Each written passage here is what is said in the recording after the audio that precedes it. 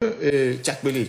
Donc, à part lui, il y a aussi le ministre de la Sécurité, qu'on a cité tout à l'heure. Si la technique peut me ramener son image, le ministre de la Sécurité, Kaliss Madjouba. Voilà, voilà M. Kaliss Madjouba qui a fait presque 20 ans ou 18 ans comme diplomate ou ambassadeur en France.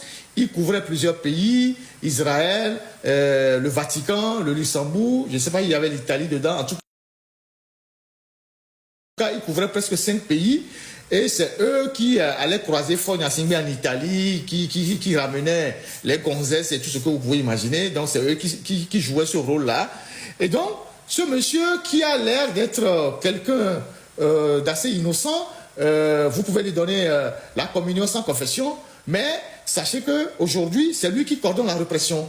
Il coordonne la répression avec des Israéliens qui sont ses amis, parce que quand il était en France, il était ambassadeur aussi en Israël. Donc c'est lui qui coordonne tout le dispositif de répression aujourd'hui, les écoutes téléphoniques,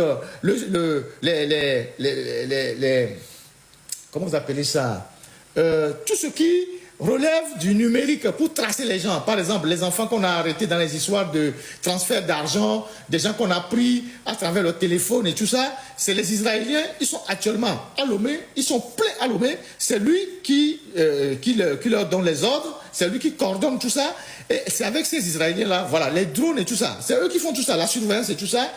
Et je vous ai déjà parlé plusieurs fois de ces Israéliens qui sont au service du régime et qui sont payés avec nos phosphates. Donc c'est lui qui coordonne tout ça actuellement. Et quand vous le voyez, vous allez croire que c'est quelqu'un... voilà, vous allez dire que celui-là, il ne peut même pas faire du mal à quelqu'un, mais en réalité, aujourd'hui, c'est lui qui coordonne tout ça.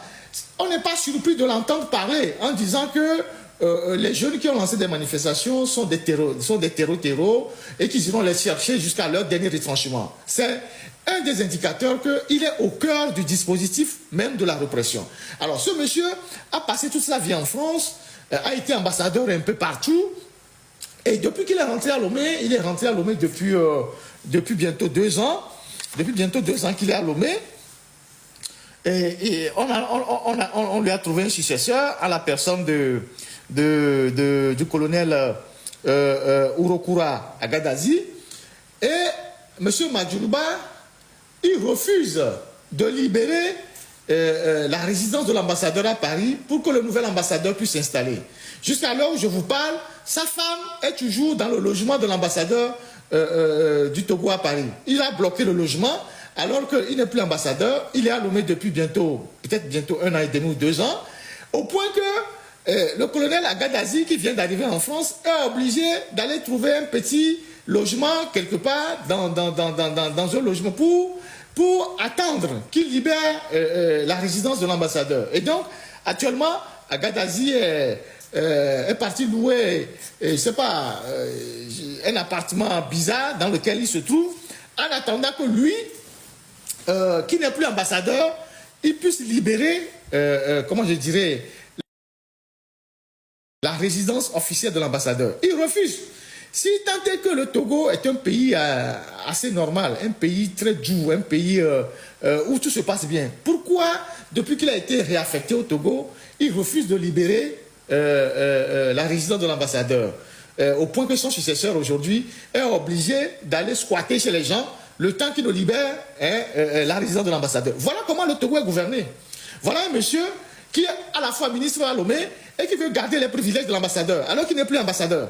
Donc, sa femme, certainement ses enfants, je ne sais pas s'il en a, combien il en a, mais sa femme est en France, toujours dans la résidence de l'ambassadeur, et le nouvel ambassadeur qui vient d'arriver, je pense qu'Agadazi est arrivé il y a à peine 1 mois, je ne dirais pas qu'il dort chez les gens, mais on lui a trouvé quelque part pour dormir en attendant. Et donc, M. Madjouba ne veut pas libérer la résidence de l'ambassade alors qu'il n'est plus ambassadeur. Sa famille vit tranquillement aux frais du contribuable togolais, sur le dos de la République. Et c'est lui qui dit que les enfants qui réclament plus de justice sociale, plus de liberté, plus d'équilibre dans la gestion du pays, c'est lui qui dit que les enfants sont des drogués. Alors que vous profitez de la République à tous les niveaux. Vous profitez de la République à tous les niveaux.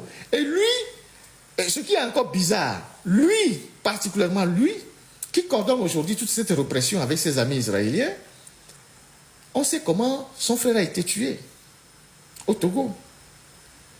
On ne peut pas comprendre que mon propre frère, aussi soldat comme moi, officier comme moi, de même père, a été assassiné dans les circonstances troubles, dans son bureau. La gorge tranchée, d'une manière la plus atroce. La caserne n'a pas bougé, les troupes n'ont pas bougé. Et le corps de mon frère est resté pendant 2 ou 3 ans, je ne sais même plus combien d'années, à la morgue. Et qu'à la fin, on organise une parodie de procès qui n'a pas ressorti la vérité et qu'on m'appelle pour devenir ministre du système qui a assassiné mon frère. Et je cours pour devenir ministre à Lomé. Soit je sais quelque chose de sa mort, soit mon frère, peut-être que je l'enviais. Mais dans tous les cas, il faut être un homme sans conscience pour accepter de jouer ce rôle-là dans un système qui a assassiné ton propre frère ou dans lequel ton propre frère a été assassiné. Je reste convaincu que les personnes qui savent comment Madjouba est mort, puisque Madjouba aussi a servi avec zèle le régime, je parle de celui qui est décédé, il y a lui, il y a Bawara et il y a Fogna Singbe. Il y a lui, il y a Bawara, il y a Fogna Singbe. Donc, si je ne suis pas... Il faut que je sois un homme sans conscience pour aller servir un système comme ça et faire encore preuve de zèle aujourd'hui, alors que ce système a assassiné mon propre frère. Peut-être que mon frère et moi, on ne s'entendait pas, ou peut-être je l'enviais, c'est pour ça que peut-être ça moi, m'arrange. Donc, voilà le Togo. Et ces gens sont des chrétiens, ils vont à l'église, ils vont à l'église catholique, devant la Vierge Marie, devant le Saint-Sacrement, ils vont prendre la communion. Mais c'est des hypocrites. C'est des gens qui cautionnent le mal. C'est des gens qui sont dans des histoires que vous ne pouvez pas imaginer. Le voir devant les journalistes, justifier la répression sur les enfants, les tueries, les bastonnades, la torture contre les femmes. Alors qu'on a passé 18 ans en France, on sait comment se fait le maintien d'ordre dans les pays développés. On a au moins un minimum de connaissances. C'est incroyable. Donc voilà les gens. J'ai voulu vous présenter les deux là aujourd'hui. Tchakbele et lui, c'est lui qui est le ministre de la Sécurité, qui coordonne tout ça. Lui qui a vu son frère tué par le régime, mais qui aujourd'hui est au service de ce régime-là, en toute tranquillité. Lui qui continue de profiter des privilèges du régime, en gardant la résidence de l'ambassadeur à Paris, alors qu'il n'est plus ambassadeur. Et au point que le nouvel ambassadeur, lui, il est devenu un squatteur quelque part, donc un sans domicile. Et il n'a pas le courage de revendiquer, c'est ça. Quand on est des larbins d'un système, normalement, Agadhazi devait saisir son supérieur hiérarchique. Je ne sais pas si c'est le président du conseil ou le ministre des Affaires étrangères, pour leur dire que M. Madjouba ne veut pas libérer la résidence de l'ambassadeur. Quand on nomme un ambassadeur, il prend possession de tous les services, y compris la résidence de l'ambassadeur. Donc, aujourd'hui, Agadhazi est un sans domicile à Paris. Je ne dis pas qu'il dort dans la rue, mais il est ambassadeur, mais il n'a pas accès à la résidence de l'ambassade qui est encore occupée par la femme de Madjouba. Si le Togo était vraiment un pays beau, un pays heureux, comme vous le dites, pourquoi vous gardez vos femmes et vos enfants en France pendant que vous travaillez encore au Togo?